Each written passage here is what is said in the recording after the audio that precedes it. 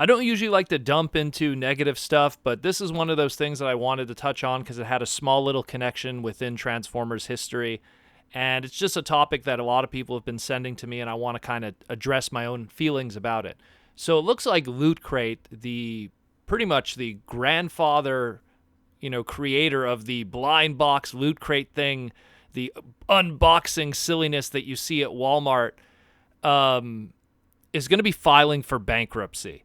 And this thing's been going on for about 7 years, and I read the article about it, and it just makes me raise an eyebrow at a lot of things that are going on. And I'll get into that in a second, but first let's just talk about Loot Crate and its history to Transformers and why I even bring it up here on the podcast. Now, Loot Crate in the past, for people who don't know what Loot Crate is, it was a monthly service that was created that, once a month you get this box of all kinds of little goodies and a t-shirt and a sticker and a doodad. And then it has a little, book on top of it that explains what all of these things are in this box. And usually the boxes kind of had a theme around them, whether it be, like, oh, today's going to be the color yellow, or today's theme is going to be about, superheroes or time travel or transformations. And, sometimes they'll also include a comic of whatever's going to be, something that Marvel wants to promote or DC. So they'll include a free comic too of something. And the original founder and CEO, Chris Davis, he's been said in interviews saying many times that the whole purpose really of Loot Crate was, the uptick of geek culture becoming popular and geek becoming chic. And a lot of the pencil pushers and that in office rooms, going around the water cooler. Back in the day, it used to be the sports game or whatever. And now it's like, hey, the latest episode of Game of Thrones or the latest Marvel movie. And so a lot of those people feeling that they're out of touch. And Loot Crate was kind of your box that you would get once a month to let you know that you still were in touch. And here's the latest hip stuff. And it was always kind of cringy to me, that kind of origin when you see that. And the point is that in 2014 in June, they did the very first Loot Crate that was kind of related to Transformers. And they would continue this for, I believe they did 3 other times. And in June 2014 was the first ever Transformer-related Loot Crate. The theme was Transformer-based. And you got like a t-shirt that was like a Marty McFly meets, DeLorean Transformer. You got a sticker. You got one of the blind packed loyal subjects, which I believe was Wave 2. I remember I got this Loot Crate. The thing with Loot Crate was I would always subscribe to them for their Transformer promotion because they probably would have something exclusive Transformer related, and then unsubscribe. And the funny thing is if you subscribe with them and you say, I only want to be with you guys for 1 month for this one crate, they go, okay, cool. And if you don't unsubscribe manually on their website, which by the way is a link that's buried on there, they get you for a second month. And they got me for a second month, and they got an extra, I don't know what it was like $20 out of me American. So they also had a little bit of a seediness when it came to their subscription service and how it rolled over, even when you agreed to only a limited amount. So, they had a Transformer Hexbug that year, and that was in June 2014. Then exactly, June 2017, they did another kind of Transformer-related Loot Crate. This time the theme was alter egos. And the only thing really Transformer-related in that one was you got an Optimus Prime t-shirt. And they kind of did this sometimes. Sometimes the box that it came in would also, it would be a reversible box and it could transform into something else. So the box actually was papercraft to make a papercraft Optimus Prime. And I really dug that. And I remember when they did that, that was pretty rad. And then the last time they did it, and it was the last big time, was the very last Loot Crate they ever did related to Transformers. And again, the theme was transformations.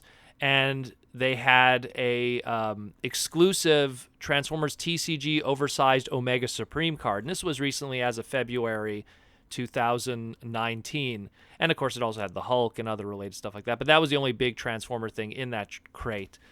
And of course, the box itself turned into a Hulk hand because Hulk transforms too. And that was it really in relation to Transformers. But let's get back to the seediness of the whole story. So it seems that they're going bankrupt here. And they're claiming, that they took out a loan and all kinds of stuff like that. And, I've read this story many times before. And I've read this story multiple times with other major companies before. I'm reminded of David Brandon of the USA Toys R Us CEO. and how the whole thing too with the loans and stuff. And then we end up finding out that David Brandon is just fine. And, all the money was pretty much hidden elsewhere and he's doing just good right now. But that's very typical of a lot of times with these bankruptcies, is that a lot of these CEOs, they see the writing on the wall in the distance and then they go, if this all goes to hell, I got to pay out all these people. So if I just kind of move my money and put it somewhere safe where no one knows about it and then file for bankruptcy and, on paper, hey, I don't got a lot of money, guys, see? They could kind of make away with it. And the funny thing with Loot Crate here is you got, if this article is factual, it says here as of, the bankruptcy announcement, they have 250,000 subscribers. 250,000 subscribers. So hold on a second. So if every person got a base crate, I believe the base crate was $20 a piece. And there's actually larger tier systems. But let's say everyone got a base crate of it's going to be $20 a piece at 250,000 people. That's $5 million a month they're pulling in. See, and that's bull.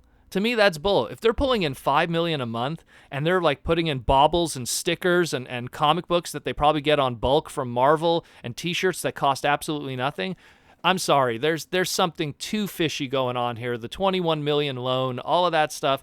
I don't know. I've always had a big eyebrow raising thing with that company and Chris Davis and the way he runs it and stuff. And it's just, I personally got burned by them just from their rollover system, but I've never liked the concept as a whole to begin with. And now that this is happening and I'm just reading like the numbers and how the money moves, and people who listen to the podcast, I'm a financial guy. I'm a money moving kind of guy, and how money moves in collectibles and industries and finance and in investments. And it's just, everything doesn't add up here. And to me, and again, I'm not saying anything, but this sounds like there's some hidden money here. And the sad truth of it is, and I was talking with Jaws D about this off the air, and the sad thing about it is all the workers who lose their jobs. And that's the primary thing, is that, it's like, wow, they make all this money and then they file for bankruptcy. And it's usually because what they want to do is you could put the money hidden somewhere on the side, file for bankruptcy. That way you don't have to pay out any of the workers, no severance packages, no nothing. Heck, they could just show up to work one day and they don't have a job anymore, and you don't even have to give them their last paycheck for the month because, hey, I'm bankrupt. Sorry, bro. So this kind of sucks. Again, I don't like bringing downer topics a lot of times on the Slag podcast, but stuff like this really burns me up sometimes. And I hated Loot Crate. And, the fact that they got me 3 times just because they used my beloved Transformers, I mean, whatevs. This is what it is.